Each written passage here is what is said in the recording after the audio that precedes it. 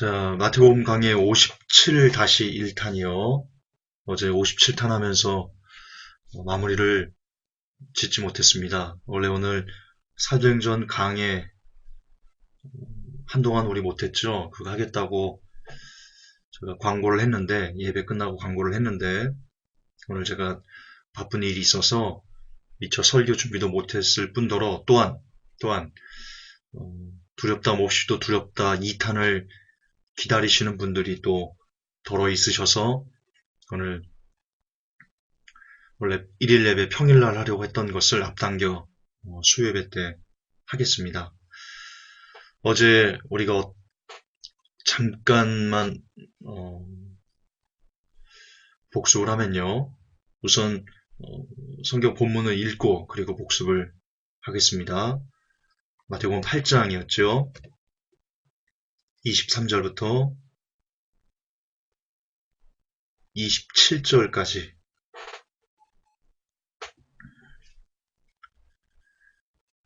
같이 읽을까요? 그분께서 배에 오르심에 그분의 제자들이 그분을 따르더라.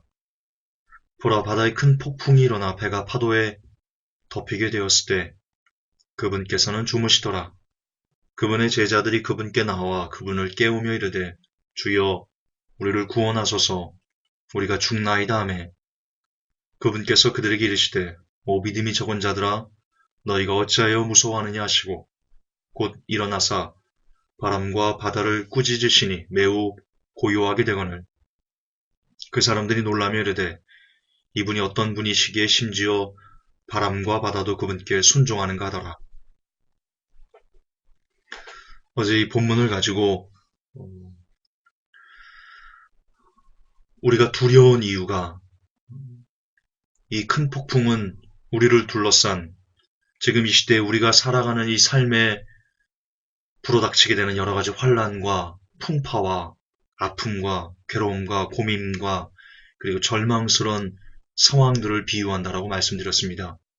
그리고 그런 상황들을 맞닥뜨렸을 때 우리가 두려워서 벌벌 떠는 이유는 우리가 믿음이 적기 때문이다 라고 말씀드렸습니다.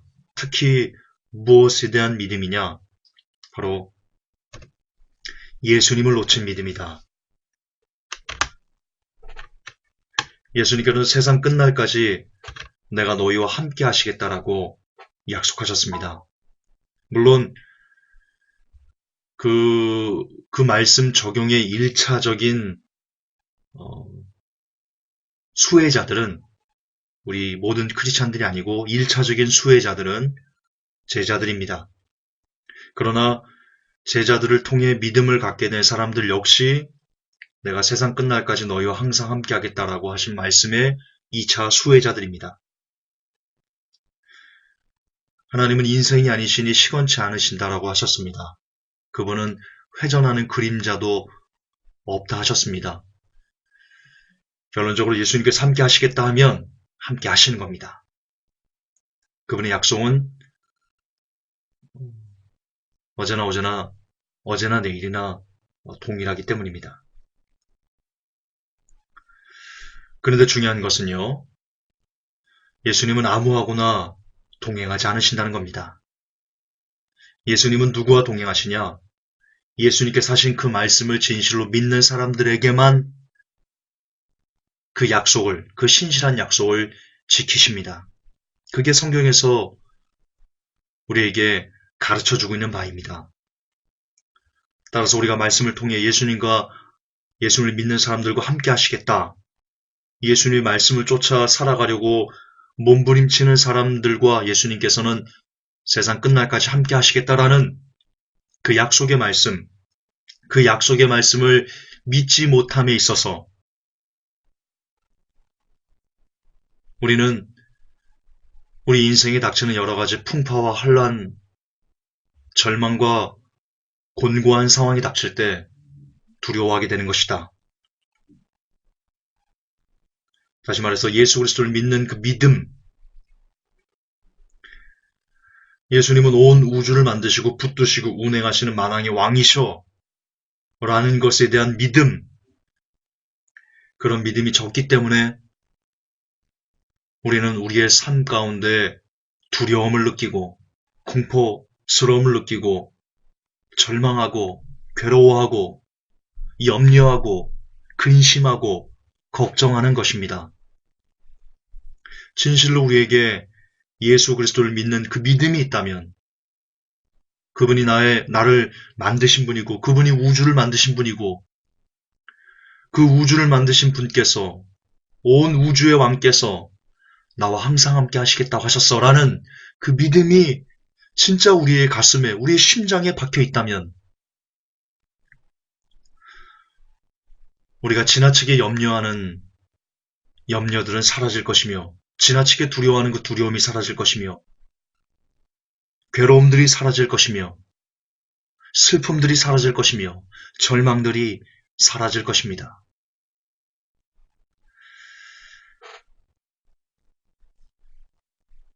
다시 말해 우리의 시선이 제자들이 큰 폭풍우를 보면서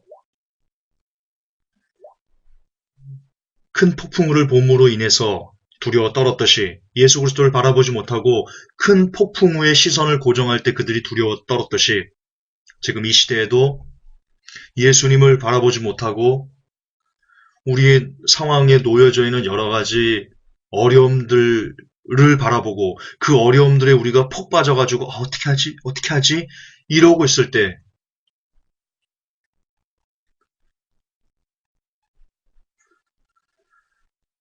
그 적은 믿음 때문에 우리는 괴로워하게 되는 것이다. 그러므로 인생은 괴롭기 때문에 괴로운 것이 아니고 예수님을 믿는 믿음이 적기 때문에 괴로운 것이다. 크리스찬의 인생이 힘겨운 이유는 정말로 힘겨운 삶이 우리를 뒤덮었기 때문이 아니고 우리가 예수 그리스도를 믿는 그 믿음이 적기 때문에 우리의 삶이 힘겹다라고 느끼는 것이다. 우리가 두려운 것은 진짜 두려운 환경이 우리를 두렵게 하는 것이 아니고 우리가 예수 그리스도를 믿는 그 믿음이 적기 때문에 그 믿음이 부족하기 때문에 인생이 두렵게 느껴지는 것이다. 저는 그렇게 정의 내리고 싶습니다. 물론 그렇다고 이렇게 설교하는 김종사 그럼 너는 염려하지 않어? 걱정하지 않어? 여러분 말씀드리죠? 아니요. 저 두려워하는 거 많습니다. 저 걱정하는 거 많고요. 저 염려하는 거 많습니다. 이유는 제가 믿음이 적기 때문입니다.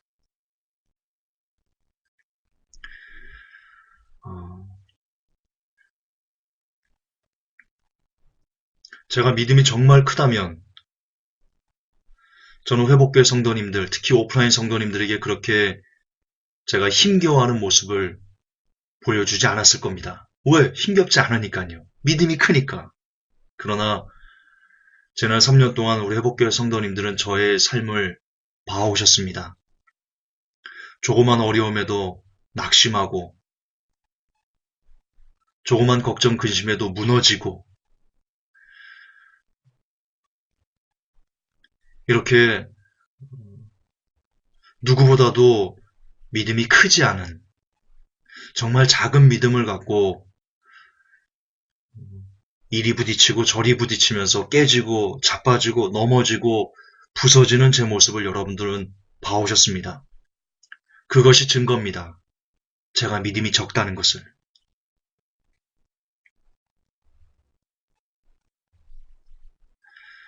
진정으로 저는 믿음이 작습니다. 그것을 고백하지 않을 수가 없습니다. 제 양심이 그것을 고백하지 않을 수가 없습니다. 그러나 아직 끝나지 않았습니다. 나의 삶은 아직 끝나지 않았습니다. 하나님 안에서의 나의 삶은 아직도 나는 숨을 쉬고 있습니다. 그 말은 지금은 저의 믿음이 작지만 저의 믿음이 영원히 작은 상태로 남아있지 않을 수 있는 가능성이 제게 있다는 겁니다. 저는 그것만으로도 하나님께 충분히 감사합니다. 제가 아직 믿음을 키울 수 있는 시간이 제게 허락돼 있다는 그것만으로도 하나님께 감사할 수 있는 제가 되고 싶습니다. 지금 이 시간 많이 괴롭고 많이 염려스럽고 힘들고 눈물 나고 이러한 삶을 살아가시는 분들이 혹 이 설교를 듣고 계십니까? 그것도 반복하지만 정말 여러분의 인생이 힘겹고 눈물겹고 괴롭고 고통스러워서 여러분들의 삶이 여러분들이 괴롭다고 힘들다고 느끼는 것이 아닙니다. 결론적으로 말하면 여러분이 예수 그리스도를 믿는 그 믿음이 적기 때문에 여러분은 지금 고통을 느끼고 계시는 겁니다.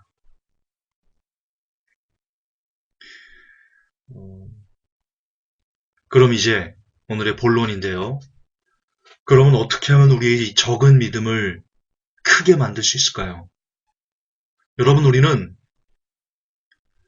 이 적은 믿음을 적은 상태로 머물러 있어서는 안 됩니다. 문제를 알았으면 이제 해결책을 찾아 일어나셔야 됩니다. 달란트의 비유를 여러분 아실 겁니다. 한 달란트 받은 사람이요. 두려웠습니다. 내가 이것으로 뭘 하다가 혹시 이 한 달란트마저 잊어버리면 어떻게 하지? 그 사람은 그게 두려웠습니다. 그래서 땅에 묻어뒀습니다. 주인이 돌아와서요. 책망했습니다. 지금 우리의 믿음이 적습니다. 그래서 이 적은 믿음으로 무언것을 하다가 이 적은 믿음마저 놓칠까봐 그렇게 두려워할런지도 모릅니다.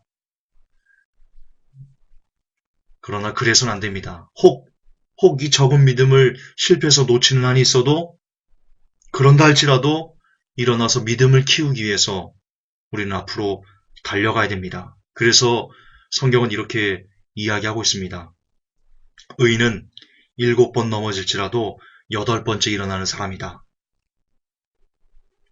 우리는 그동안 잘못 배워왔던 지식이 있습니다. 무엇이냐면 의인은 절대로 넘어지지 않는다라는 사고방식입니다. 칼빈주의가 그렇게 만들어 놓은 왜곡된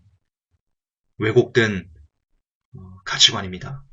성경은 의인을 넘어지지 않는 사람이라고 이야기하지 않습니다.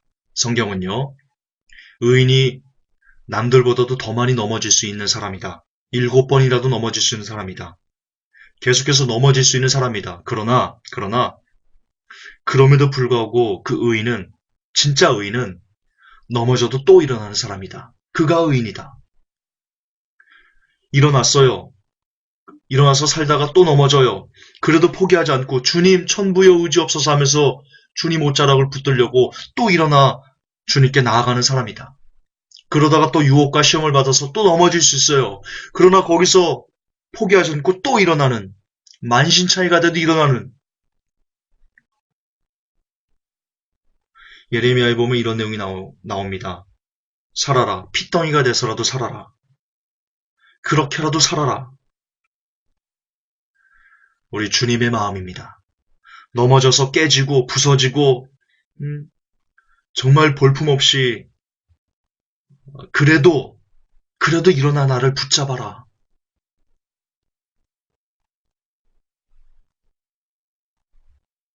우리 주님의 마음입니다. 그러므로 우리의 믿음이 적다고 그렇게 처진 상태로 어깨를 축 늘어뜨리고 절망 가운데 놓여 있어서는 안 됩니다. 그럼 이제 해결책을 찾아가면 됩니다. 어떻게 하면 이 김광훈의 믿음을 키울 수 있을까? 어떻게 하면 여러분의 믿음이 장성할 수 있을까? 성경은 얘기합니다. 그리스도의 장성한 분량에 이르기까지 우리가 성장해야 된다. 그러기를 원한다.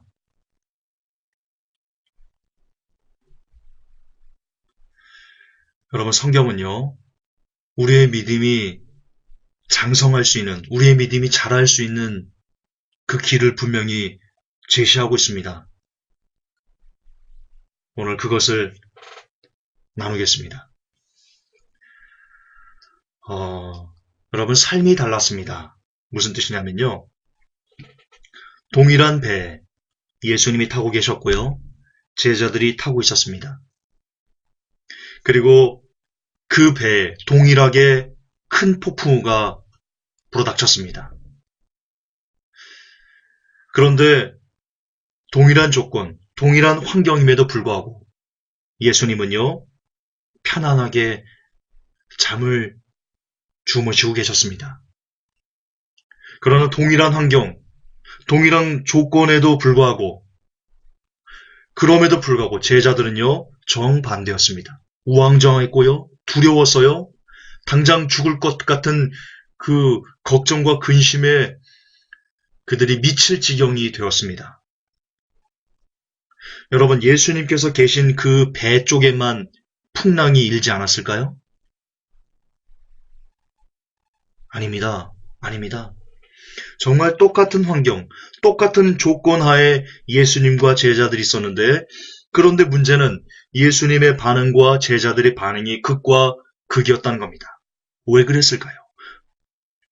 왜 그렇게 동일한 조건 하에서 그 반응들이 판이하게 달랐을까요? 이유는요, 삶이 달랐기 때문입니다.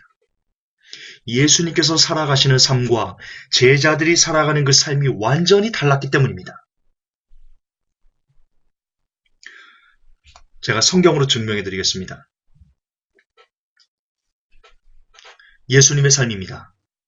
마가복음 1장 35절, 새벽 오히려 미명에 예수께서 일어나 나가 한적한 곳으로 가사 거기서 기도하시더니, 누가복음 5장 16절, 예수는 물러가사 한적한 곳에서 기도하시니라.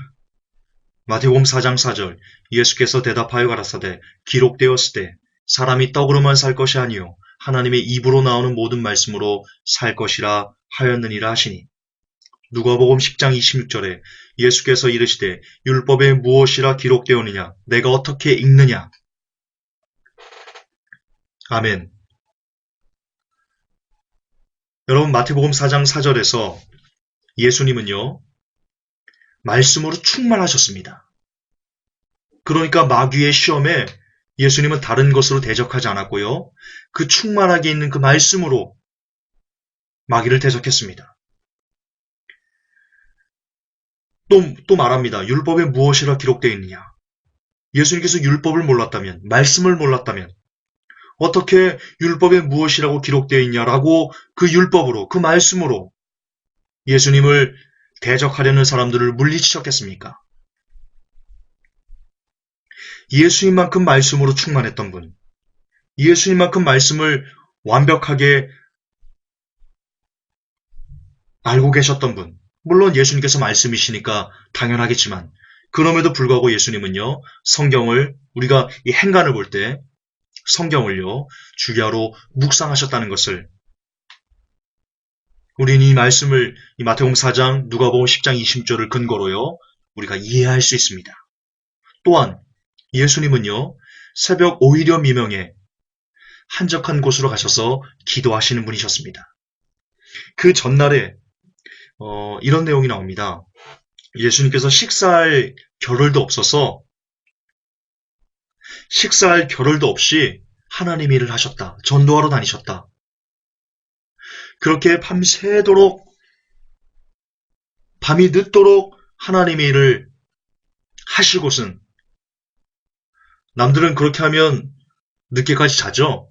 그런데 예수님은요, 그 지친 몸을 이끌고, 그 피곤한 몸을 이끌고 새벽 오히려 미명에 일어나셔서, 이 세상 누구보다도 일찍 일어나셔서 기도하시는 예수님의 모습.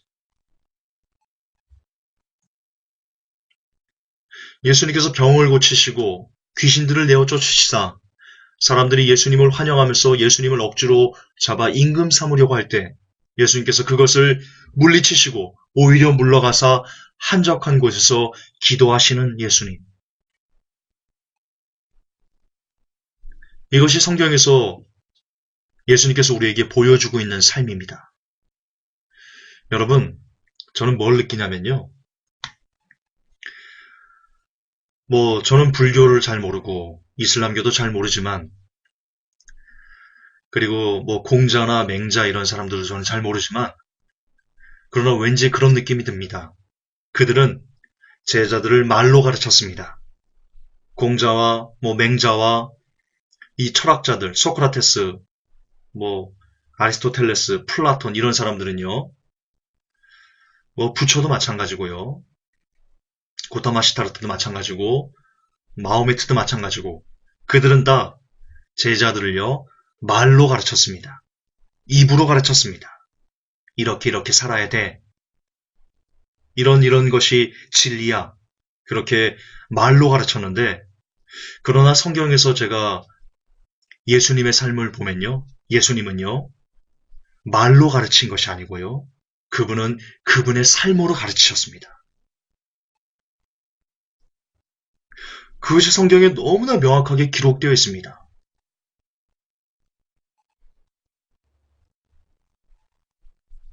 여러분, 진짜 가르침은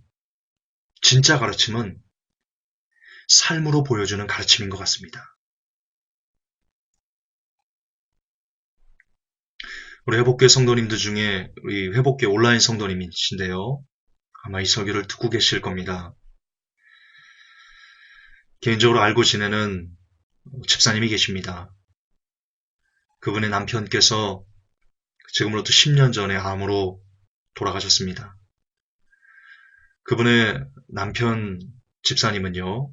크리스찬이셨고 그리고 맹인 학교의 교사셨습니다.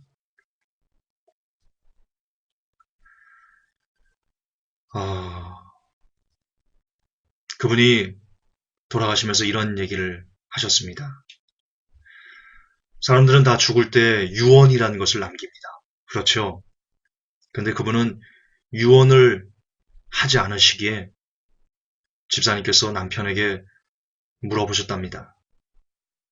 당신은 유언이 없어? 그러자 그 남편 집사님께서 이렇게 말씀하셨답니다. 그러니까 자녀들이 3명인데 남자아이만 3명인데 그 아이들에게 해줄 유언이 없냐고 그러자 남편 집사님께서 이렇게 말씀하셨답니다. 부모가 삶으로 보여주는 게 유언이지. 그동안 살아온 삶을 보여주는 게 유언이지. 말 몇 마디가 어떻게 유언일 수 있겠어? 제가 그 얘기를 아직도 제 귀에, 정말 아직도 제 귀에, 그리고 제 가슴에 그 돌아가신 그 남편 집사님의 그 말씀이요. 아직도 제 가슴을 울립니다.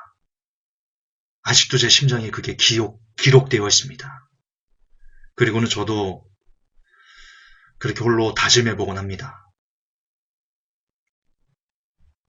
혹 나중에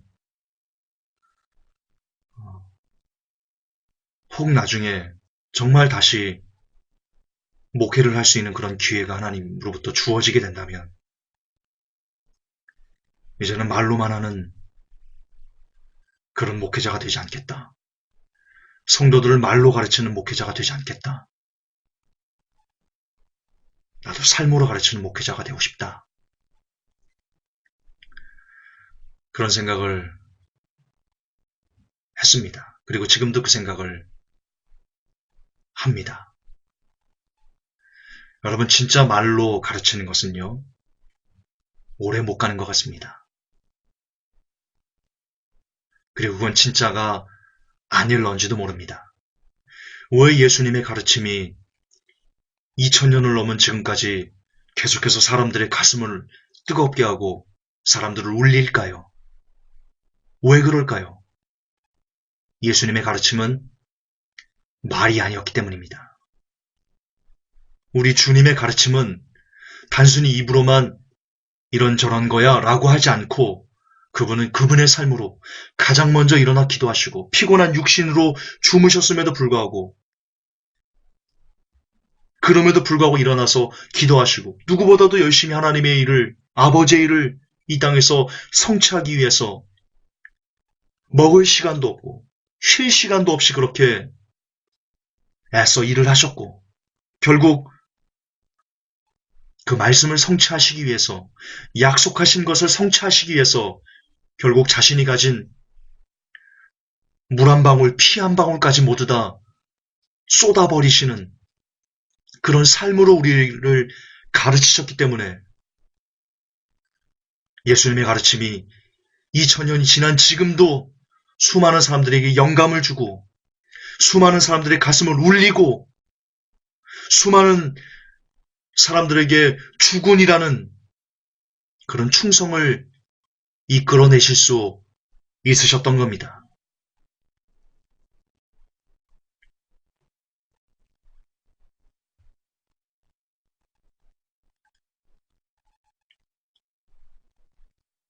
예수님의 가르침은 철학자들과 너무나 달랐습니다. 그리고 부모라면, 그리고 목회자라면, 선생이라면 우리도 예수님처럼 그렇게 말로 가르치는 것이 아니라 우리의 삶으로 가르치는 부모, 삶으로 가르치는 목회자, 삶으로 가르치는 선생이 되어야 될 것입니다. 그 돌아가신 10년 전에 이미 소천하신 그 집사님처럼 말입니다. 그분의 무덤에는 이렇게 자식들이 이렇게 비석에 이렇게 썼답니다. 평생 남을 위해서 살다 간 사람.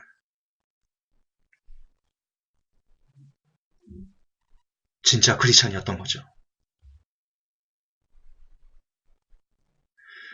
비록 그 집사님은 남편과 비록 짧은 생을 함께 사셨지만 제가 그렇게 얘기했습니다. 커피숍에서. 복 받으셨네요. 이 땅을 살면서 진짜 그렇게 아름다운 사람과 살 수 있었다는 것은 큰 복이죠. 집사님 복 받으셨네요. 제가 그렇게 말씀을 드린 적이 있습니다.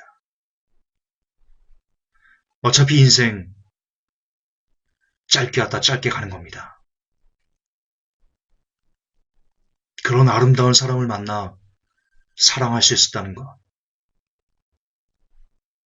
복이죠. 큰 복이죠. 그렇게 진실한 사람과 살 수 있었다는 것. 그런 분을 지아비로 모시고 살 수 있었다는 것.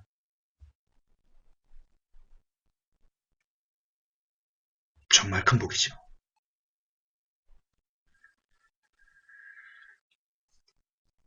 우리는 이런 분을 주군으로 모시고 있습니다. 입으로 가르치는, 철학으로 가르치는 그런 분이 아니고 자신의 삶으로 피 한 방울, 물 한 방울까지 다 진짜 주는 그 삶으로 사랑이라는 것을 가르쳐 주신 그분을 우리는 주군으로 섬기며 이 땅을 살고 있습니다. 그러므로 크리스찬들만큼 복 있는 사람들은 없는 겁니다. 크리스찬이 예수님으로부터 병고침 받고 1등 되고 부자 되고 형통하고 자녀 잘 되고 이래서 크리스찬이 복이 있는 게 아니고 정말 제자들을 가르침에 있어 그분이 가진 그 모든 것을 다 쏟아서 던진 그 선생님을 모실 수 있기 때문에 크리스찬은 제일 큰 복을 받는 사람들인 겁니다. 어디 이런 분을 섬길 수 있습니까? 오직 예수님밖에 없습니다. 어쨌든 이처럼 예수님은요, 늘 기도하시고, 그리고 늘 말씀으로 충만하셨던 그런 분이셨습니다. 그 결과 물론 예수님은 근본 하나님과 본체셨지만 그러나 이 땅에 육을 입고 오셨기 때문에 완벽한 인간이셨기 때문에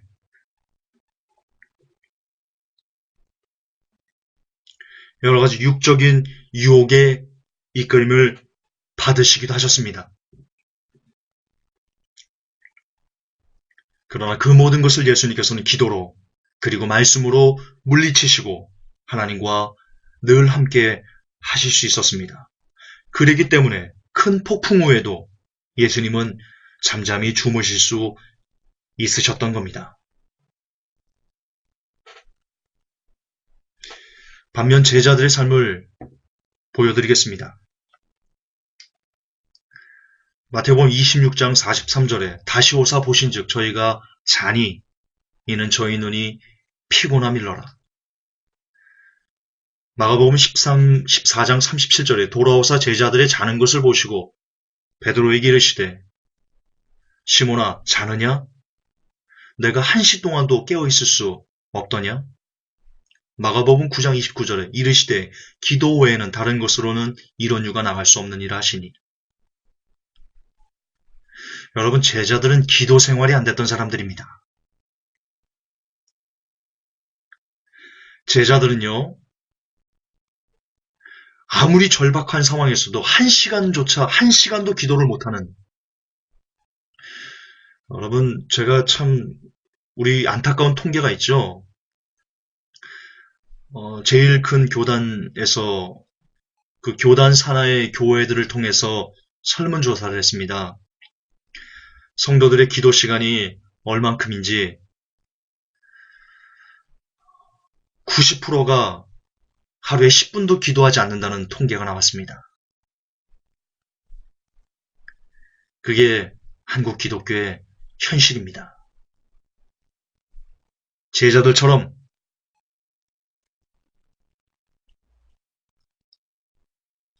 아니죠. 그래도 제자들처럼이라고 말하면 안 되겠죠. 어쨌든 제자들은 1시간도 기도를 하지 못하는 그런 사람들이었습니다. 더구나 이때는요, 예수님께서 이제 죽을 것이다 라는 정말 절박한 상황을 말씀하시고 나서 너희들 기도해줘라, 기도해야 된다라고 말씀하셨습니다. 그럼에도 불구하고 제자들은 육신의 피곤 때문에 1시간도 기도하지 못하는 그런 사람들이었습니다. 또한 마가복음 9장 29절을 보면 이런 내용이 나옵니다. 어떤 아버지가 자신의 아이가 귀신이 들려서 제자들에게 귀신을 쫓아내달라고 그렇게 제자들을 찾아갔습니다. 그러나 그 제자들 중 그 누구도 그 귀신을 쫓아낼 수 없었습니다. 그러자 예수님께로 갔으니 예수님은 그 귀신을 쫓아냈습니다. 제자들이 쭈뼛쭈뼛 머리를 극적이면서 조심스럽게 와서 예수님께 물었습니다. 예수님, 우리는 왜 쫓아낼 수 없었습니까? 예수님께서 이렇게 말씀하셨습니다. 기도 외에는 다른 것을 이룬 유가 나갈 수 없다. 무슨 뜻입니까? 제자들이 기도를 안 하는 사람이었다는 겁니다. 예수님 책망하신 겁니다. 믿음이 없는 자들아, 내가 언제까지 너희들과 함께 있으며 너희들을 참으리요? 그 말이 무슨 뜻입니까? 언제까지 너희들 그렇게 기도 안 하는 삶을 살 거니? 내가 언제까지 너희들이 기도 안 하는 그 삶을 내가 참아내야만 하니? 예수님께서 그렇게 말씀하신 겁니다. 예수님은 제자들이 기도하지 않는 그 삶을 무척이나 싫어하셨습니다. 무척이나 그 모습에 고통스러워하셨습니다. 여기서 말하는 고통은 세상적인 어떤 내게 닥치는 고통 그거와는 다른 겁니다. 아시죠? 무슨 뜻인지? 예. 지금도 마찬가지입니다. 지금도 크리스찬이네 하면서 기도를 1시간도 하지 않는 사람을 보면서요. 예수님은 제자들에게 느꼈던 그 안타까운 마음을요. 여전히 우리에게 갖고 계십니다. 여전히. 믿음이 없는 자들아, 내가 언제까지 너희를 참으리오라고 하는 그 음성은요. 지금 이 시대에도 1시간도 기도하지 않는 성도들을 향해서 예수님께서 외치시는 애절한 부르짖음입니다. 회개하셔야 됩니다. 예수님 마음 아프게 하고 계시는 겁니다, 지금.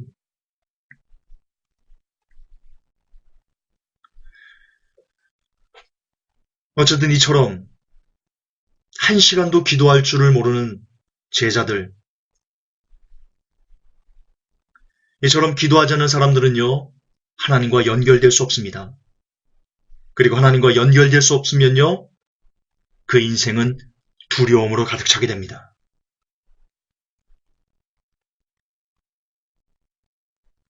우리는 이처럼 두려움이 많았던 제자들이 사도행전에서 어떤 사람으로 돌변하는지 보게 됩니다. 성경에 보면 예수님께서 죽으신 다음에, 잡혀서 십자가에서 죽으신 다음에 어떤 내용이 나옵니까? 제자들이 모여서 문을 걸어 잠근 그 내용이 나옵니다. 왜? 예수님 잡아갔으니까, 예수님 죽였으니까 이제 예수님과 같이 다녔던 우리들, 자기들도 잡혀가서 죽을까봐 문을 걸어 잠그고 있는 장면이 나옵니다. 그때 예수님께서 오시면서 평강이 있을지어다 그렇게 말씀하셨죠? 어쨌든 이렇게 기도하지 않았던 제자들이 두려움 가운데 부들부들 떠는 삶을 삽니다. 그러나 오순절 마가의 다락방에서 그들이 기도하면서 기도에 애를 쓰면서 성령님을 받자 그들이 완전히 다른 사람이 됩니다. 제자들이 완벽하게 다른 사람이 됩니다. 죽음조차 두려워하지 않은 사람들로 그들이 바뀌는 것을 볼 수 있습니다. 무엇 때문입니까?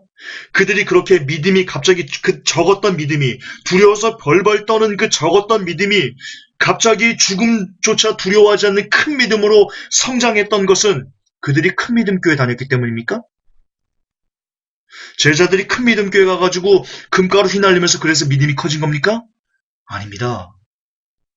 그들이 기도하기 시작하자, 그들이 기도하는 삶을 시작하자 그들의 삶이 두려움을 갖던 삶에서 어떤 것도 두렵지 않은, 심지어 죽음조차 두렵지 아니하는 사람으로 바뀌어진 겁니다.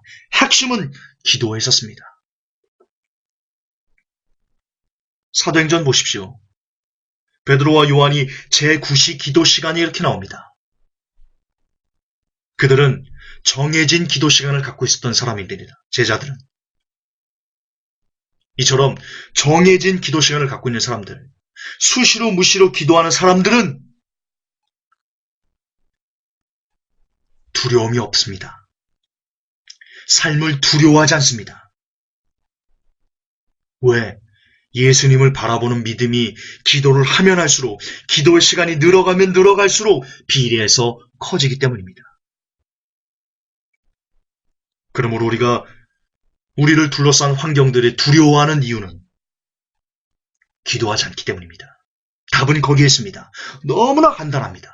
우리가 기도하지 않기 때문에 걱정하는 것이며, 우리가 기도하지 않기 때문에 염려하는 것이며, 우리가 기도하지 않기 때문에 두려워하는 것이며, 우리가 기도하지 않기 때문에 절망하는 것이며, 우리가 기도하지 않기 때문에 크리스찬의 맛을 내지 못하는 것입니다. 원인은 기도에 있습니다.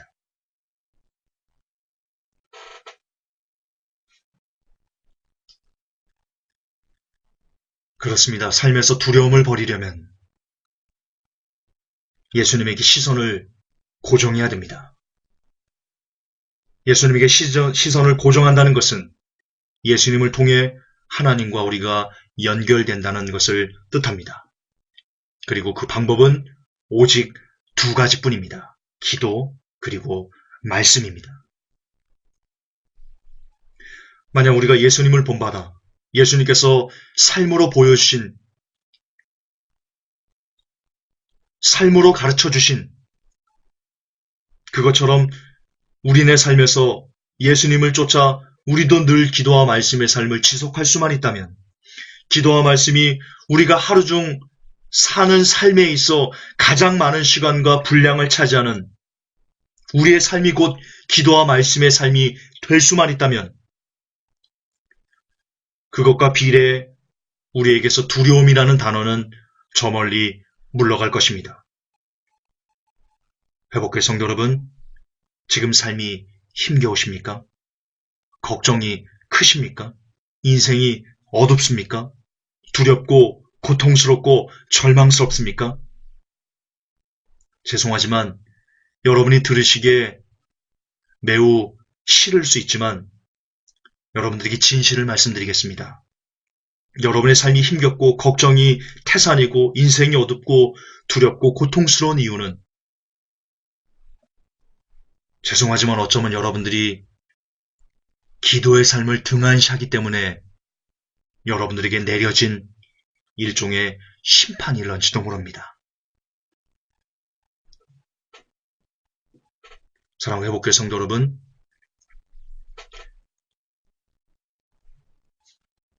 그러나 아까도 말씀드렸지만 아직 우리는 숨 쉬고 있습니다. 아직 우리는 살아 있습니다. 그것은 우리가 아직 기도의 사람으로 변화할 수 있는, 우리가 말씀의 사람으로 장성할 수 있는 기회가 우리에게 있다는 것입니다. 그러므로 이제라도 내일부터라도 다시 일어나서 시작하시면 됩니다. 두려운 만큼, 걱정스러운 만큼, 고통스러운 만큼 더욱더 기도와 말씀에 올인해 보시지 않으시겠습니까? 저는 진짜로 우리가 기도와 말씀에 올인할 수만 있다면 여러분의 인생을 둘러싼 그 수많은 질풍노도와 같은 엄청난 그런 거대한 어려움들이 아무것도 아닌 것처럼 여러분들이 받아들일 수 있을 거라고 저는 믿어 의심치 않습니다.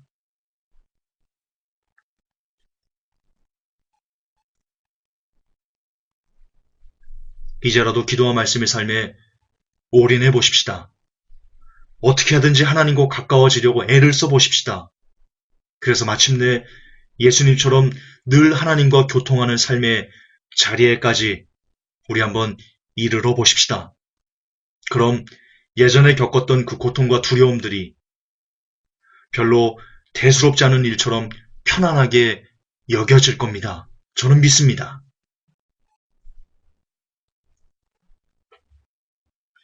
저도 아직 기도와 말씀이 부족해서 종종 고통과 괴로움을 느낍니다. 아니, 자주 느낍니다. 그러나 이 시간 다짐합니다. 더 많이 기도하고 더 많이 말씀을 묵상해서 하나님과 더욱더 가까워지겠다고 이 시간 제 스스로 다짐해 봅니다. 여러분, 휴거 역시 마찬가지입니다. 휴거는 결국 얼마나 그 사람이 하나님과 가까운가에 따라서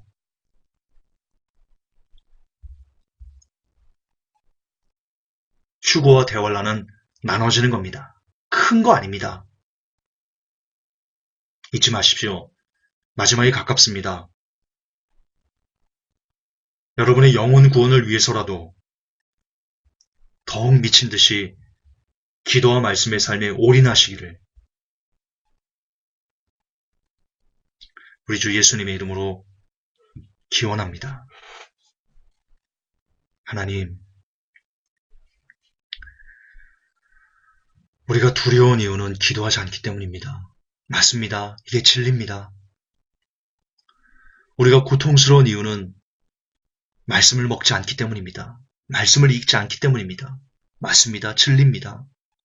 이 시간 너무나 삶의 어려운 그 고민과 그리고 절망과 고통스러움을 짊어지고 오늘도 눈물로 하루를 보낸 성도가 있습니까? 이 시간 그의 귀에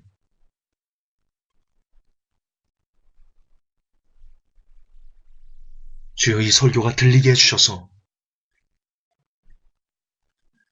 괴로운 만큼 기도하게 하시고 절망스러운 만큼 말씀을 보게 하셔서 기도와 말씀으로 그가 가득 차서 그가 느끼는 지금 그가 느끼는 여러 가지 고통스럽고 절망스러운 상황들이 아무것도 아니라는 것을 깨달을 수 있는 그 복을 하나님 그에게 허락해 주옵소서.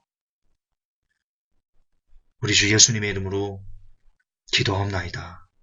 아멘. 주님 감사합니다.